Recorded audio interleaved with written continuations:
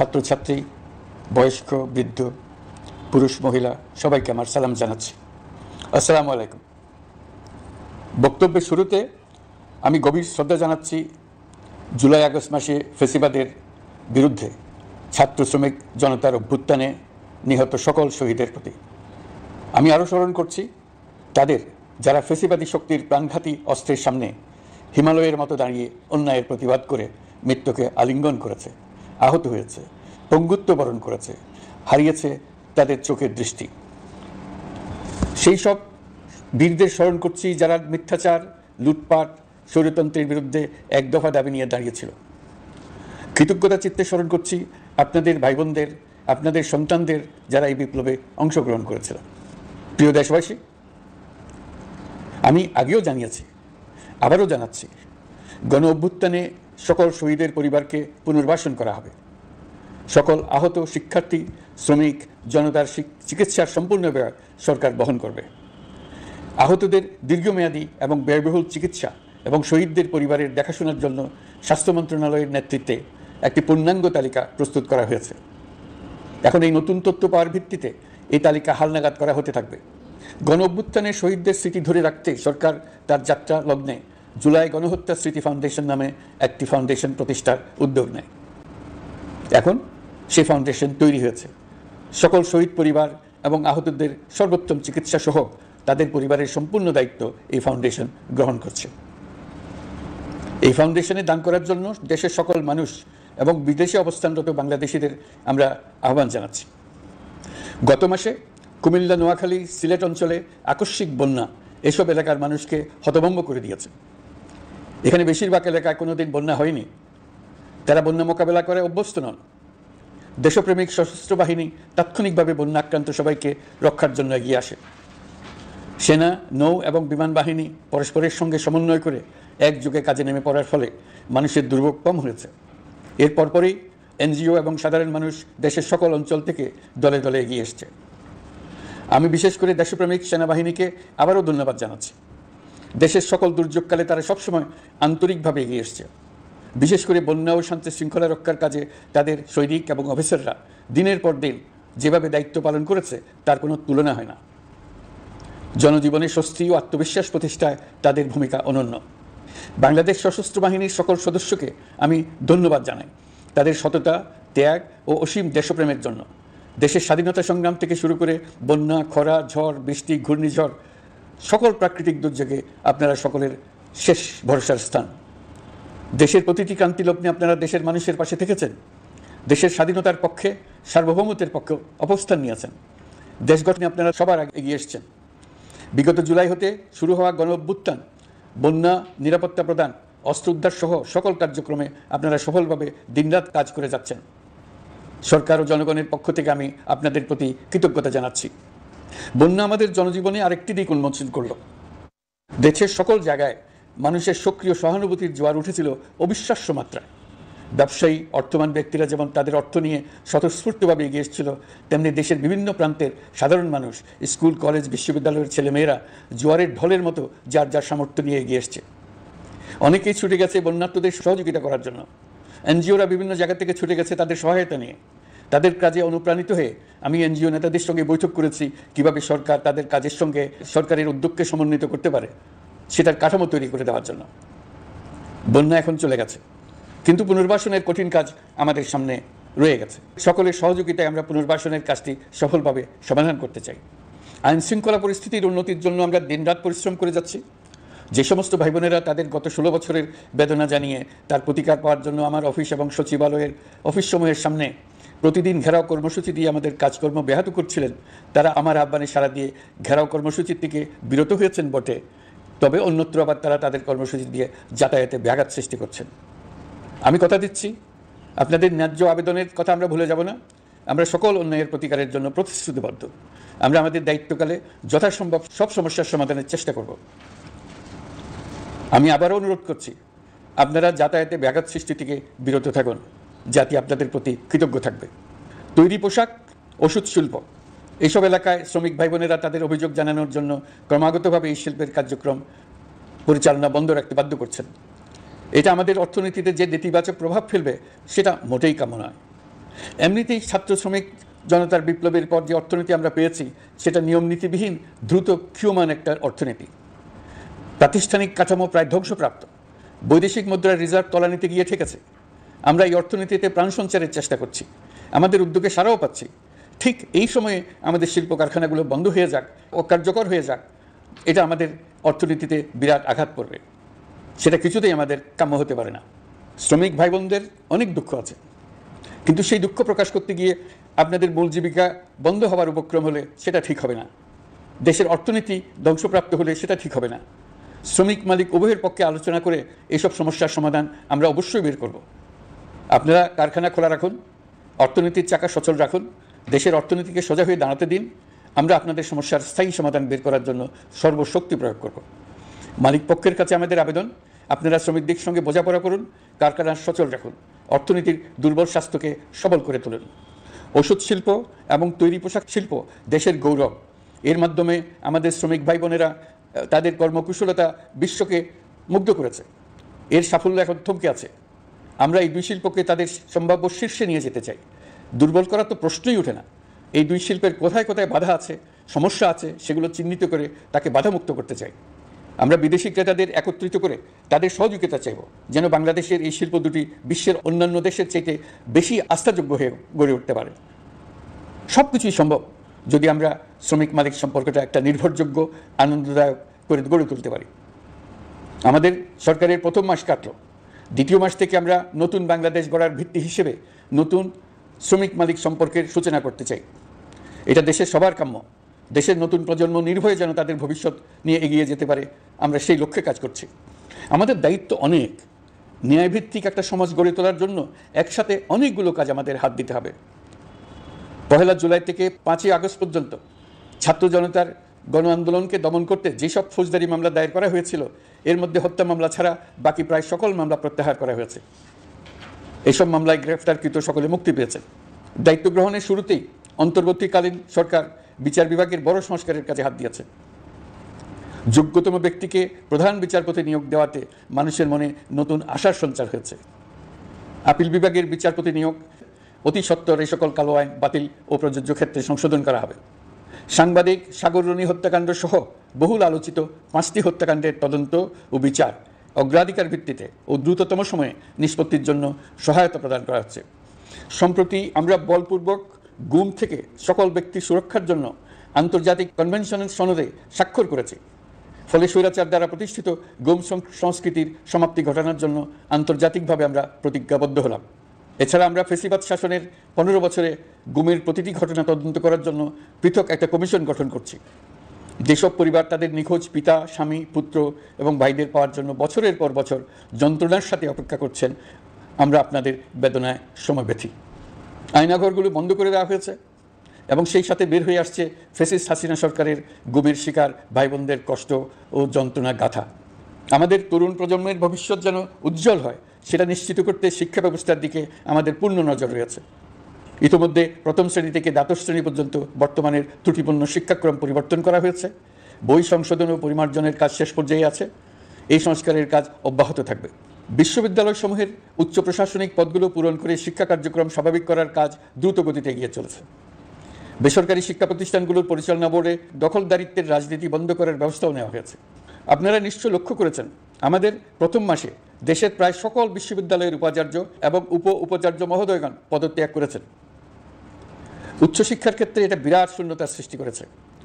প্রথম মাসে আমরা ক্রমাগতভাবে প্রতিটি বিশ্ববিদ্যালয়ে সবার কাছে গ্রহণযোগ্য এমন উপাচার্য এবং উপাচার্য নিয়োগ দেওয়ার কাজ শুরু করেছে। এর ফলে সকল সরকারি এবং বেসরকারি বিশ্ববিদ্যালয়গুলোতে নতুন উদ্যমে কাজ শুরু করার পরিবেশ সৃষ্টি হয়েছে। সংবাদ মাধ্যম ও মত প্রকাশের পূর্ণ স্বাধীনতা ইতিমধ্যে নিশ্চিত করা হয়েছে। আমরা সবাইকে বলে দিয়েছি, আপনারা মন খুলে আমাদের সমালোচনা করুন। আমরা সবার মতামতের প্রতি শ্রদ্ধাশীল। মিডিয়া যাতে কোনো রকম বাধা বিপত্তি ছাড়া নির্বিঘ্নে তাদের কাজ করতে পারে, সেজন্য একটা মিডিয়া কমিশন গঠন করা সরকারের সক্রিয় বিবেচনাধীন। আরও যেসব কমিশন সরকার সহ অন্য সবাইকে জবাবদিহিতার আওতায় আনতে পারে, আমরা তাদের পুনর্গঠন ও সংস্কারের উদ্যোগ নিয়েছি, যাতে তারা আরও শক্তিশালী হয়, জনকল্যাণে কাজ করে। দায়িত্ব গ্রহণের পর বিভিন্ন দেশের সরকার প্রধান টেলিফোনে এবং শুভেচ্ছা বার্তা পাঠিয়ে আমাকে অভিনন্দন জানিয়েছেন। বিভিন্ন দেশের রাষ্ট্রদূত এবং হাই কমিশনার বৃন্দ আমার সাথে সাক্ষাৎ করে দ্বিপাক্ষিক সহযোগিতা বৃদ্ধির আশ্বাস দিয়েছেন। আমার অনুরোধে সংযুক্ত আরব আমিরাতের 57 জন বাংলাদেশি যারা ফেসিবাদ বিরোধী বিক্ষোভে অংশগ্রহণ করা বিভিন্ন মেয়াদে কারাদণ্ডে দণ্ডিত হয়েছিলেন, তাদের সাধারণ ক্ষমা ঘোষণা করেছেন সে দেশের সরকার। ইতিমধ্যে তাদের কয়েকজন দেশে ফিরে এসেছেন। এই ক্ষমা প্রদর্শন ছিল অতি বিরল একটি ঘটনা। এই জন্য আমি সংযুক্ত আরব আমিরাতের রাষ্ট্রপতি শেখ মোহাম্মদ বিন জায়েদ আল নাহিয়ানকে ধন্যবাদ ও কৃতজ্ঞতা জানিয়েছি আপনাদের সবার পক্ষ থেকে। যে সমস্ত সরকার প্রধানের সঙ্গে আমার টেলিফোনে যোগাযোগ হয়েছে তাদের মধ্যে রয়েছেন ভারতের প্রধানমন্ত্রী নরেন্দ্র মোদী, পাকিস্তানের প্রধানমন্ত্রী শাহবাজ শরীফ। আমরা ভারত এবং অন্যান্য প্রতিবেশী রাষ্ট্রসমূহের সঙ্গে সুসম্পর্ক চাই, তবে সেই সম্পর্ক হতে হবে ন্যায্যতা এবং সমতার ভিত্তিতে। ভারতের সাথে আমরা ইতিমধ্যে বন্যা মোকাবেলায় উচ্চ পর্যায়ে দ্বিপাক্ষিক সহযোগিতার আলোচনা শুরু করেছি। দক্ষিণ এশিয়ায় আঞ্চলিক সহযোগিতা বৃদ্ধির লক্ষ্যে আমি সার্ক রাষ্ট্রগোষ্ঠী পুনর্জীবিত করার উদ্যোগ নিয়েছি। আমরা চাই আমাদের দেশ যেন একটি গণতান্ত্রিক দেশ হিসেবে বিশ্বের কাছে সম্মানের সাথে পরিচিত হয়। দেশের পরিকল্পনা যেন দেশের মানুষকেন্দ্রিক হয়, কোনো নেতা বা দলকেন্দ্রিক না হয়। আমরা স্বৈরাচারী হাসিনা সরকারের অহেতুক কোটি কোটি টাকা ব্যয়ের প্রকল্প বাস্তবায়িত হতে দেখেছি, যেগুলো কখনোই দেশের মানুষের জন্য ছিল না, বরং এর সাথে জড়িত ছিল কুৎসিত আমিত্ব এবং বিশাল আকারের চুরি। চলমান এবং প্রস্তাবিত সকল উন্নয়ন প্রকল্পগুলোর যাচাই বাছাই করার কাজ ইতিমধ্যে আমরা শুরু করেছি। প্রকল্প বাস্তবায়নের পর্যায় বিবেচনা করে বাকি কাজে ব্যয়ের সাশ্রয় এমনকি প্রয়োজন মতে তা বাতিল করার কথা বিবেচনা করা হবে। দেশের মানুষকে আর ফাঁকি দেওয়া চলবে না। কর্মসংস্থান তৈরি করবে এমন প্রকল্পগুলোকে আমরা অগ্রাধিকার দেব।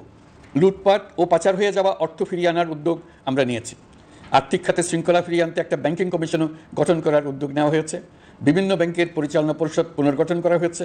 ব্যাংকিং খাতে এই এক মাসে বিরাট পরিবর্তন এসেছে, আপনারা নিশ্চয়ই সেটা লক্ষ্য করেছেন। আমরা এই খাতে নিয়মনীতি প্রতিষ্ঠা করতে পেরেছি। আরও অনেক কাজ বাকি রয়ে গেছে। প্রথম মাসের কাজ হিসেবে শুধু প্রধান কাজগুলো করেছে, তার সঙ্গে রয়েছে আরও অনেক পরবর্তী কাজ। ফেসিবাদী সরকার লুটপাট করার জন্য নতুন করে 60,000 কোটি টাকা ছাপিয়ে বাজারে ছাড়ার কারণে মুদ্রাস্ফীতির শিকার হয়েছে দেশের মানুষ। এই অতুলনীয় মুদ্রাস্ফীতি নিয়ন্ত্রণ অন্তর্বর্তী সরকারের অন্যতম প্রধান লক্ষ্য। মুদ্রাস্ফীতি নিয়ন্ত্রণের লক্ষ্যে পলিসি সুদের হার বৃদ্ধি করে 9% উন্নীত করা হয়েছে। মূল্যস্ফীতি থেকে সাধারণ মানুষকে সুরক্ষা দেওয়ার উদ্দেশ্যে ওএমএস, খাদ্যবান্ধব কর্মসূচি সহ সুলভ মূল্যে প্রান্তিক মানুষের কাছে নিত্য প্রয়োজনীয় দ্রব্য সরবরাহ চলমান রাখা হয়েছে। মূল্যস্ফীতি মোকাবেলায় চলতি অর্থ বছরে চাল ও গম আমদানির জন্য 5,800 কোটি টাকা, অভ্যন্তরীণ সংগ্রহের জন্য 8,900 কোটি টাকা এবং খাদ্য ভর্তুকির 3টি প্রোগ্রামের জন্য 7,360 কোটি টাকা বরাদ্দ রাখা হয়েছে। বিভিন্ন স্টেক হোল্ডারের সাথে সভা করে মূল্যস্ফীতি নিয়ন্ত্রণের করণীয়সমূহ চিহ্নিত করা হয়েছে। পরিচালন ও উন্নয়ন ব্যয় যৌক্তিক পরিমাণে হ্রাস করার জন্য কার্যক্রম গ্রহণ করা হয়েছে। কৃষিপণ্য উৎপাদনের জন্য সার আমদানির ক্ষেত্রে প্রয়োজনীয় বৈদেশিক মুদ্রার সরবরাহ নিশ্চিত করার পদক্ষেপ নেওয়া হয়েছে।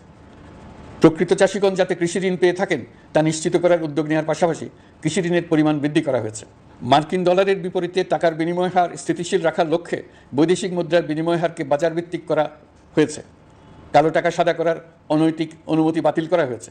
বৈদেশিক মুদ্রার রিজার্ভ বৃদ্ধি করতে বিভিন্ন উন্নয়ন সহযোগীদের কাছ থেকে বাজেট সাপোর্ট চাওয়া হয়েছে। আন্তর্জাতিক মুদ্রা তহবিল থেকে অতিরিক্ত $3 বিলিয়ন মার্কিন ডলার, বিশ্বব্যাংক থেকে অতিরিক্ত $1 বিলিয়ন, জাইকা থেকে অতিরিক্ত $1 বিলিয়ন মার্কিন ডলার প্রদানের অনুরোধ করা হয়েছে। রূপপুর পারমাণবিক বিদ্যুৎ কেন্দ্র নির্মাণ প্রকল্পের অগ্রিম অর্থ পরিশোধ এবং বকেয়া পাওনা নিয়ে রাশিয়ান ফেডারেশনের সাথে অর্থ মন্ত্রণালয়ের আলোচনা চলছে। পাইপলাইনে থাকা $48 বিলিয়ন মার্কিন ডলার বৈদেশিক সহায়তা ব্যবহারের উদ্যোগ নেওয়া হয়েছে। মেগা প্রকল্পের নামে লুটপাট বন্ধের পাশাপাশি স্বাস্থ্য ও শিক্ষা খাতে বরাদ্দ বৃদ্ধির পরিকল্পনা গ্রহণ করা হয়েছে। বৈদেশিক মুদ্রার রিজার্ভের উপর চাপ কমানোর লক্ষ্যে রাশিয়া এবং চীন থেকে প্রাপ্ত ঋণের সুদের হার কমানো এবং ঋণের মেয়াদ বৃদ্ধির জন্য অনুরোধ জানানো হয়েছে। সকল উন্নয়ন সহযোগীদের সাথে সম্পর্ক আরও নিবিড় করার উদ্যোগ নেওয়া হয়েছে। সকল অর্থনৈতিক সূচক এবং পরিসংখ্যানের প্রকৃত মান বা সংখ্যা প্রকাশের জন্য নির্দেশনা প্রদান করা হয়েছে। জিডিপি, মূল্যস্ফীতি ইত্যাদি সঠিক উপাত্ত সংগ্রহ, প্রাক্কলন ও প্রকাশের জন্য নির্দেশনা দেওয়া হয়েছে। জাতীয় রাজস্ব বোর্ড এবং অর্থ বিভাগের রাজস্ব আয় সম্পর্কিত উপাত্তের মধ্যে পার্থক্য নিরসনে উদ্যোগ নেওয়া হয়েছে। প্রকৃত রপ্তানি আয় নিরূপণ এবং প্রকাশের নির্দেশনা দেওয়া হয়েছে। জাতীয় রাজস্ব বোর্ডের অটোমাইজেশনের লক্ষ্যে পরিকল্পনা গ্রহণ করা হয়েছে। পুঁজিবাজারকে স্বাভাবিক ধারায় ফিরিয়ে আনতে সিকিউরিটি এক্সচেঞ্জ কমিশন পুনর্গঠন করা হয়েছে।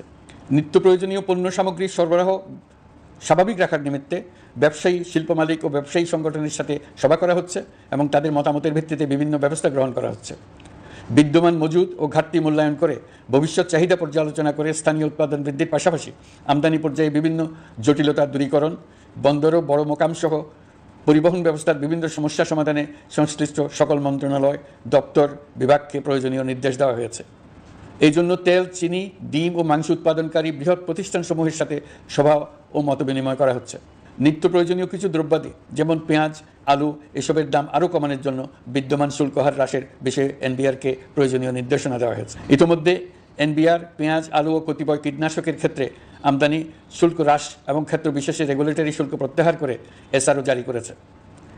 নিম্ন আয়ের 1 কোটি পরিবারকে টিসিবির মাধ্যমে হ্রাসকৃত মূল্যে কিছু পণ্য যেমন পরিবার প্রতি চাল মাসে 5 কেজি, সয়াবিন তেল মাসে 2 কেজি, মসুর ডাল মাসে 2 কেজি দেওয়া হচ্ছে।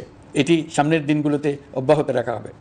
সরকার দায়িত্ব গ্রহণের পর জনপ্রত্যাশা অনুযায়ী বিদ্যুৎ, জ্বালানি ও খনিজ সম্পদ মন্ত্রণালয় হতে বিদ্যুৎ ও জ্বালানির দ্রুত সরবরাহ বৃদ্ধি আইনের অধীনে চলমান সকল প্রকার নেগোসিয়েশন, প্রকল্প বাছাই এবং ক্রয় প্রক্রিয়াকরণ কার্যক্রম আপাতত স্থগিত করা হয়েছে।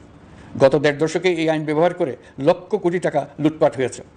বিদ্যুৎ, জ্বালানি ও খনিজ সম্পদ মন্ত্রণালয়ের আওতাধীন কোম্পানিসমূহে অধিকতর স্বচ্ছতা ও জবাবদিহিতা আনার লক্ষ্যে কোম্পানিসমূহের পরিচালনা পর্ষদ পুনর্গঠন করা হয়েছে। প্রকৌশল, ভূতত্ত্ব এবং খনিজ হিসাব বিষয়ে অধ্যয়ন করেছে এমন ছাত্র প্রতিনিধি অন্তর্ভুক্ত করার জন্য উদ্যোগ গ্রহণ করা হয়েছে। এই খাতে অধিকতর সক্ষমতা, গতিশীলতা এবং জবাবদিহিতা নিশ্চিত করার লক্ষ্যে বিশেষজ্ঞগণের সমন্বয়ে একটি কমিটি গঠন করা হয়েছে। জ্বালানি তেলের মূল্য জনপ্রত্যাশা অনুযায়ী সহনশীল রাখতে অকটেন ও পেট্রোলের দাম 6 টাকা, ডিজেল ও কেরোসিনের দাম 1 টাকা 25 পয়সা কমানো হয়েছে। 37 দিন বন্ধ থাকার পর গত 25 আগস্ট হতে মিরপুর 10 ও কাজীপাড়া স্টেশন ছাড়া বাকি সব স্টেশনে মেট্রো রেল পুনরায় চালু করা হয়েছে। ভুয়া মুক্তিযোদ্ধাদের চিহ্নিত করার লক্ষ্যে বিশেষ করে মুক্তিযুদ্ধের সময় যাদের বয়স 12.5 বছরের কম ছিল তাদের মুক্তিযুদ্ধ তালিকা হতে বাতিলের জন্য সুপ্রিম কোর্টে লিভ টু আপিলের পদক্ষেপ গ্রহণ করা হয়েছে। মুক্তিযোদ্ধা কল্যাণ ট্রাস্টের আওতাধীন বেদখলকৃত স্থাবর সম্পত্তি উদ্ধারে প্রয়োজনীয় ব্যবস্থা গ্রহণ করা হয়েছে। গৃহায়ন ও গণপূর্ত মন্ত্রণালয় কর্তৃক গৃহীত বরিশাল, রংপুর, ময়মনসিংহ উন্নয়ন কর্তৃপক্ষ আইন এর খসড়া তৈরির কার্যক্রম নেওয়া হয়েছে। পূর্বাচল নতুন শহর প্রকল্প, ঢাকার আশেপাশে স্যাটেলাইট সিটি নির্মাণের রোডম্যাপ চূড়ান্তকরণের উদ্যোগ নেওয়া হয়েছে। বিধি বহির্ভূত প্রদত্ত প্লট ও ফ্ল্যাটের বরাদ্দ বাতিলের উদ্যোগ নেওয়া হয়েছে। প্রিয় দেশবাসী, আপনাদের আমাদের সন্তানদের জন্য একটি গণতান্ত্রিক বাংলাদেশের রূপরেখা তৈরি করতে আমরা দৃঢ় প্রতিজ্ঞ। আর যেন আমাদের কোনো স্বৈরাচারের হাতে পড়তে না হয়। আমরা যাতে বলতে পারি আমরা একটি গণতান্ত্রিক দেশে বসবাস করি। আমরা যাতে সকলেই দাবি করতে পারি যে এই দেশটি আমাদের। আমরা সেই লক্ষ্যেই কাজ করছি। কেউ আইন নিজের হাতে তুলে নেবেন না। আইন নিজের হাতে তুলে নিয়ে কেউ সমাজে বিশৃঙ্খল পরিবেশ সৃষ্টি করলে আমরা তাকে অবশ্যই শাস্তির আওতায় নিয়ে আসব। আমরা একটি সাম্প্রদায়িক সম্প্রীতির দেশ। ধর্মীয় সম্প্রীতি বিনষ্ট হয় এমন কোনো কাজ কেউ কোনোভাবেই করবেন না। অতীতে শুধুমাত্র আওয়ামী মতাদর্শী না হওয়ার কারণে 28তম থেকে 42তম বিসিএস পর্যন্ত বিপিএসসি কর্তৃক সুপারিশকৃত অনেক প্রার্থী নিয়োগ বঞ্চিত হয়েছেন। 8ই আগস্ট পরবর্তী সময়ে এর মধ্যে এদের 259 জনকে নিয়োগ দেওয়া হয়েছে। মাঠ প্রশাসনকে জনবান্ধব এবং দুর্নীতিমুক্ত জবাবদিহিমূলকভাবে গড়ে তোলার জন্য সব ধরনের উদ্যোগ নেওয়া হয়েছে। সরকারি কর্মচারীদের বাধ্যতামূলকভাবে সম্পদ বিবরণী দাখিলের নির্দেশ দেওয়া হয়েছে এবং এটা প্রতি বছর তাদেরকে করতে হবে। ধ্বংস হয়ে পড়া একটা জনপ্রশাসনকে নিয়ে যাত্রা শুরু করেছে। মন্ত্রণালয়গুলোর উচ্চতম পদে যারা নিয়োজিত ছিলেন তারা অনেকে দায়িত্ব ছেড়ে চলে গেছেন, কিংবা পদে থাকলেও সহকর্মীদের চাপের মুখে কাজ করতে পারছিলেন না, বাধ্য হয়ে পদত্যাগ করেছেন। আর যারা 16 বছরের স্বৈরাচারী শাসনের আমলে পদত্যাগে বাধ্য হয়েছিলেন কিংবা দায়িত্ববিহীন অবস্থায় একই পদে থেকে বাধ্য হয়েছেন, তাদের সবার কথা বিবেচনা নিয়ে জনপ্রশাসনকে নতুন করে দাঁড় করানোই ছিল আমাদের প্রথম মাসে কঠিনতম সময়। আবার সকল সমস্যার সমাধান করে একটি নতুন জনপ্রশাসন কাঠামো দাঁড় করাতে পেরেছি, এটাই আমাদের প্রথম মাসের সবচেয়ে বড় অর্জন। আমার বিশ্বাস এই জনপ্রশাসন জনগণের ইচ্ছা পূরণে সর্বোচ্চ অবদান রাখতে পারবে। অতি স্বল্প জনবল নিয়ে দাপ্তরিক কার্যক্রম শুরু করা হলেও প্রথম দিকে বিভিন্ন মন্ত্রণালয় ও বিভাগ থেকে পাঠানো বিবিধ প্রস্তাব দ্রুত গতিতে এবং আইনগত সমস্ত বাধ্যবাধকতা মেনে সিদ্ধান্ত নেওয়া হয়েছে। গত 1 মাসে বিভিন্ন মন্ত্রণালয় ও বিভাগ 198টি অতি গুরুত্বপূর্ণ বিষয়ে সিদ্ধান্ত নিয়েছে। জনপ্রশাসনের 135 জন অতিরিক্ত সচিব, 227 জন যুগ্ম সচিব এবং 120 জন উপসচিবকে পদোন্নতি প্রদান করা হয়েছে। 59টি জেলার জেলা প্রশাসককে প্রত্যাহার করা হয়েছে এবং নতুন 59 জন জেলা প্রশাসককে নিয়োগ দেওয়া হয়েছে। 67 জন কর্মকর্তার চুক্তিভিত্তিক নিয়োগ বাতিল করা হয়েছে।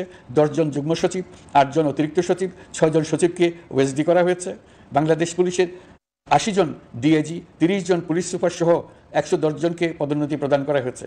1 জন ডিআইজি, 1 জন এডিশনাল ডিআইজি, 4 জন পুলিশ সুপারকে চাকরিতে পুনর্বহাল করা হয়েছে। আইজিপি সহ 10 জন অতিরিক্ত আইজি, 88 জন ডিআইজি, 21 জন এডিশনাল ডিআইজি, 177 জন পুলিশ সুপার সহ মোট 297 জন কর্মকর্তাকে বদলি করা হয়েছে। ছাত্র শ্রমিক জনতার বিপ্লবের মূল লক্ষ্য ছিল গণভবন। এটা ছিল স্বৈরাচারের কেন্দ্রবিন্দু। এই সরকার বিপ্লবের প্রতি সম্মান দেখিয়ে গণভবনকে বিপ্লবের জাদুঘর হিসেবে ঘোষণা দিয়েছে। ছাত্র জনতার ক্ষোভকে স্থায়ীভাবে তুলে ধরার জন্য গণভবনের আর কোনো সংস্কার করা হবে না। ছাত্র জনতার ক্ষোভের মুখে তা যে অবস্থায় দাঁড়িয়েছিল সেই অবস্থায় তাকে রাখা হবে। যেসব মূল্যবান সামগ্রী জনতা নিয়ে গিয়েছিল সেগুলো অনেক ফেরত দিয়ে গেছেন। যারা নিয়ে গিয়েছেন তারা নিজেরাই ফেরত দিয়ে গেছেন। তাদের আমরা দেশবাসীর পক্ষ থেকে ধন্যবাদ জানাচ্ছি। আরও কিছু জিনিস পাওয়া যায়নি, যারা নিয়ে গেছেন তাদের কাছে আমাদের অনুরোধ থাকবে তারা যেন এইসব সামগ্রী ফেরত দিয়ে যান। আমরা উল্লেখ করব এইসব বিক্ষুব্ধ জনতা নিয়ে গিয়েছিল, কিন্তু বিজয়ের পর তারা আবার জাদুঘরের প্রতি সম্মান দেখিয়ে এগুলো ফেরত দিয়ে গিয়েছেন। আমরা নতুন বাংলাদেশকে একটা পরিবেশ বান্ধব এবং জীববৈচিত্র্যময় দেশ হিসেবে গড়ে তোলার উদ্যোগ নিয়েছি। এটি তরুণদের আকাঙ্ক্ষা, আমাদের সবারই আকাঙ্ক্ষা। সেই লক্ষ্যে আমি প্রথমেই একটি ক্ষুদ্র পদক্ষেপ নিয়েছি। আমার বাসভবন এবং সমগ্র সচিবালয়ে প্লাস্টিকের পানির বোতল ব্যবহার নিষিদ্ধ করেছি। ইতিমধ্যে সুপার শপগুলোতে পলিথিনের শপিং ব্যাগ ব্যবহার বন্ধ করার উদ্যোগ নেওয়া হয়েছে। গত কয়েক দশকে যে পরিমাণ নদী দূষণ হয়েছে আমরা তা বন্ধ করার উদ্যোগ নিয়েছি। আমরা সংস্কার চাই, আমাদের একান্ত অনুরোধ। আমাদের উপর যে সংস্কারের গুরু দায়িত্ব দিয়েছেন সেই দায়িত্ব দিয়ে আপনারা দর্শকের গ্যালারিতে চলে যাবেন না, আপনারা আমাদের সঙ্গে থাকুন। আমরা একসঙ্গে সংস্কার করব, এটা আমাদের সবার দায়িত্ব। আপনারা নিজ নিজ জগতে সংস্কার আনুন। একটা জাতির সংস্কার শুধু সরকারের সংস্কার হলে হয় না। আপনি ব্যবসায়ী হলে আপনার ব্যবসায়ী সংস্কার আনুন। ব্যবসায়ী গোষ্ঠীরা তাদের নিজ নিজ সমিতির মাধ্যমে সংস্কার আনুন। সমিতিতে সংস্কার আনুন, নতুন করে সমিতি গঠনতন্ত্র সংশোধন করুন। আপনি শ্রমিক হলে আপনার ক্ষেত্রে আপনি সংস্কার করুন। আপনি রাজনৈতিক নেতাকর্মী হলে আপনার ক্ষেত্রে সংস্কার করুন। আপনি প্রতিষ্ঠান প্রধান হলে আপনার প্রতিষ্ঠানে সংস্কার আনুন। আমি এটাকে সুযোগ হিসেবে গ্রহণ করার জন্য সবাইকে আহ্বান জানাচ্ছি। এই সংস্কারের মাধ্যমে আমরা জাতি হিসেবে নতুনভাবে যাত্রা শুরু করতে চাই। আমাদের এই যাত্রা আমাদেরকে পৃথিবীর একটা সম্মানিত জাতি হিসেবে প্রতিষ্ঠিত করুক, এটাই আমাদের সবার কাম্য, এটাই আমাদের সবার লক্ষ্য। গত এক মাসে আমি বেশ কিছু রাজনৈতিক দলের সঙ্গে পৃথকভাবে বসছি, তাদের সঙ্গে মতামত বিনিময় করেছি। তারা আমাদের উৎসাহিত করেছেন, ছাত্র শ্রমিক জনতার বিপ্লবের লক্ষ্যের প্রতি সমর্থন জানিয়েছেন, সংস্কারের কাজে পূর্ণ সহযোগিতার দেওয়ার আশ্বাস দিয়েছেন। আমি দেশের বিশিষ্ট সম্পাদক বৃন্দের সঙ্গে মত বিনিময় করেছি, তারাও সংস্কারের কাজে পূর্ণ সহযোগিতা দেওয়ার আশ্বাস দিয়েছেন। তারা বিভিন্ন বিষয়ে মূল্যবান পরামর্শ দিয়েছেন। সবার পরামর্শ নিয়ে এখন আমাদের অগ্রসর হওয়ার পালা। আমি বিশিষ্ট ব্যবসায়ীদের সঙ্গে বৈঠক করেছি, তাদের কাছে আমাদের সরকারের লক্ষ্যগুলো ব্যাখ্যা করেছি, তারাও আমাদের লক্ষ্যের সঙ্গে একমত প্রকাশ করেছেন। আপনারা জানেন, ছাত্র শ্রমিক জনতার ঐতিহাসিক জুলাই গণ অভ্যুত্থানের মুখে এবং হাজারো মানুষের আত্মদানের বিনিময়ে বাংলাদেশে ফ্যাসিস্ট সরকারের পতন হয়েছে। এই গণ অভ্যুত্থানের বার্তা ও আকাঙ্ক্ষা বাস্তবায়নের জন্য একটি অভূতপূর্ব সময় ও সুযোগ আমরা এর মধ্য দিয়ে অর্জন করেছি।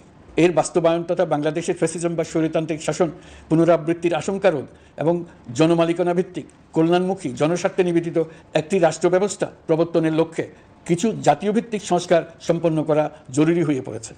উক্ত সংস্কার ভাবনার অন্যতম কেন্দ্রবিন্দু হচ্ছে সুষ্ঠু নির্বাচন ব্যবস্থা, সুশাসন প্রতিষ্ঠা করা। আমরা যেহেতু জনগণের ভোটাধিকার ও জনগণের মালিকানায় বিশ্বাস করি, সেহেতু নির্বাচন ব্যবস্থার উন্নয়নে আমাদের সংস্কার ভাবনায় গুরুত্ব পেয়েছে অধিক। আমরা মনে করি নির্বাচনের নামে সংখ্যাগরিষ্ঠতার একাধিপত্য ও দুঃশাসন মানুষের উপর চাপিয়ে দেওয়া বা এর মাধ্যমে এক ব্যক্তি বা এক পরিবার বা কোনো গোষ্ঠীর কাছে সকল ক্ষমতা কুক্ষিগত করে রাখার কোনো ক্রমেই গ্রহণযোগ্য নয়। এসব আশঙ্কা রোধ করার জন্য নির্বাচনের সাথে সম্পর্কিত নির্বাচন কমিশন সহ অন্যান্য প্রতিষ্ঠানগুলোর সংস্কারের কথা আমরা ভাবছি। নির্বাচন ব্যবস্থার সাথে সম্পর্কিত প্রতিষ্ঠান হিসেবে পুলিশ প্রশাসন, জনপ্রশাসন, বিচার প্রশাসন, দুর্নীতি দমন কমিশন এই 4টি প্রতিষ্ঠানের সংস্কার করা সুষ্ঠু ও অবাধ নির্বাচনের জন্য অপরিহার্য। এসব প্রতিষ্ঠানের সংস্কার জনমালিকানা ভিত্তিক, জবাবদিহিমূলক এবং কল্যাণমূলক রাষ্ট্র ব্যবস্থা প্রতিষ্ঠায় অবদান রাখবে বলে আমি বিশ্বাস করি। এর পাশাপাশি সমাজের সকল স্তরের মানুষের প্রতিনিধিত্ব ও স্বার্থ নিশ্চিত করার জন্য এবং জুলাই গণ অভ্যুত্থানের বার্তাকে প্রতিফলিত করার জন্য সাংবিধানিক সংস্কারের প্রয়োজন আমরা অনুভব করছি। এসব বিষয়ে সংস্কার করার প্রাথমিক পদক্ষেপ হিসেবে আমরা প্রাথমিকভাবে 6টি কমিশন গঠন করার সিদ্ধান্ত নিয়েছি। এসব কমিশনের কাজ পরিচালনার জন্য বিষয়ভিত্তিক অভিজ্ঞতা বিবেচনা করে 6 জন বিশিষ্ট নাগরিকের নেতৃত্বে এই কমিশনগুলো পরিচালনা করার দায়িত্ব দিয়েছি। এরপর আরও বিভিন্ন বিষয়ে কমিশন গঠন করার প্রক্রিয়া আমরা অব্যাহত রাখব। নির্বাচন ব্যবস্থা সংস্কার কমিশনের প্রধান হিসেবে দায়িত্ব পালন করবেন ডক্টর বদিউল আলম মজুমদার। পুলিশ প্রশাসন সংস্কার কমিশনের প্রধান হিসেবে কাজ করবেন জনাব সরফরাজ চৌধুরী। বিচার বিভাগ সংস্কার কমিশনের প্রধান হিসেবে দায়িত্ব পালন করবেন বিচারপতি শাহ আবু নাইম মমিনুর রহমান।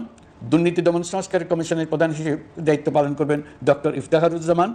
জনপ্রশাসন সংস্কার কমিশনের প্রধান হিসেবে দায়িত্ব পালন করবেন জনাব আব্দুল মুহিত চৌধুরী। সংবিধান সংস্কার কমিশনের প্রধান হিসেবে দায়িত্ব পালন করবেন ডক্টর স্বাধীন মালিক। এসব কমিশনের অন্য সদস্যদের নাম কমিশন প্রধানদের সাথে আলোচনা করে ঠিক করা হবে।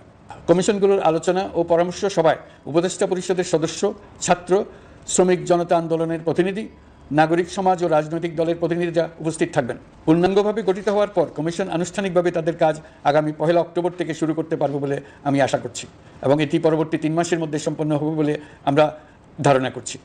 কমিশনের রিপোর্টের ভিত্তিতে সরকার পরবর্তী পর্যায়ে প্রধান রাজনৈতিক দলগুলোর সাথে পরামর্শ সভার আয়োজন করবে।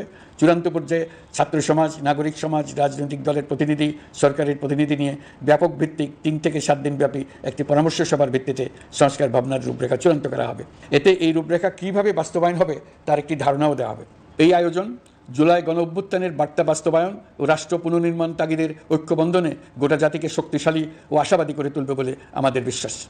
প্রিয় দেশবাসী, আমাদের সামনে অনেক কাজ, সবাই মিলে একই লক্ষ্যে আমরা অগ্রসর হতে চাই।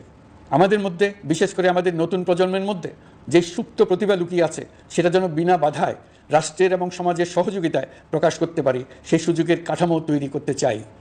সকলে মিলে আমাদের পরিবারের প্রতিটি সদস্যকে, সে ঝাড়ুদার হোক, ছাত্র হোক, শিক্ষক হোক, যে কোনো ধর্মের হোক, সবার সমান অধিকার নিশ্চিত করতে চাই। এই হলো আমাদের সংস্কারের মূল লক্ষ্য। আসুন ছাত্র শ্রমিক জনতার এই বিপ্লবের লক্ষ্যকে আমরা দ্রুত বাস্তবায়ন করি। আমাদের প্রথম মাসে আমরা যে গতিতে, যে উদ্যম নিয়ে কাজ এগিয়ে নিয়ে যাওয়ার কথা চিন্তা করেছিলাম সেটা হয়তো করতে পারিনি বাস্তব অবস্থার পরিপ্রেক্ষিতে। দেশের আইনশৃঙ্খলা পরিস্থিতি স্বাভাবিক রাখা গেলে আশা করি আমরা আমাদের গতি অনেক বাড়াতে পারব। এই জন্য দেশের সকল মানুষের কাছে, শিক্ষক, ছাত্রছাত্রী, কৃষক, শ্রমিক, পেশাজীবী, বড় ব্যবসায়ী, ক্ষুদ্র ব্যবসায়ী, দিনমজুর, গৃহিণী, সকলের সহযোগিতা চাইছি। আমাদের কাজ বড় কঠিন, কিন্তু জাতি হিসেবে এবার ব্যর্থ হওয়ার কোনো অবকাশ আমাদের নেই। আমাদেরকে সফল হতেই হবে। এই সাফল্য আপনাদের কারণেই আসবে, আপনার সহযোগিতার কারণেই আসবে। আমাদের কাজ হবে আপনার আমার স্বপ্নকে বাস্তবে রূপায়িত করা। এখন আমরা আমাদের 2য় মাস শুরু করছি। আমাদের 2য় মাসে যেন আপনাদের মনে দৃঢ় আস্থা সৃষ্টি করতে পারি সেই চেষ্টা করে যাব। ধৈর্য ধরুন, এই কথাটি আমি মোটেই আপনাদের বলবো না। আমরা সবাই অধৈর্য হয়ে পড়েছি। এত সব কাজ কখন যে শেষ হবে এটা চিন্তা করে আমরা অধৈর্য হব, কেন হব না? কিন্তু সঠিকভাবে কাজ করব, কাজে কোনো অধৈর্যের চিহ্ন রাখবো না। প্রিয় দেশবাসী, দেশের শিশু, কিশোর কিশোরী, তরুণ তরুণী, ছাত্রছাত্রী, বয়স্ক, বৃদ্ধ, পুরুষ, মহিলা, সবাইকে আবারও আমার সালাম জানাচ্ছি। আসসালামু আলাইকুম। আপনাদের সবাইকে ধন্যবাদ জানাচ্ছি। মহান আল্লাহ আমাদের সকলের সহায় হোক।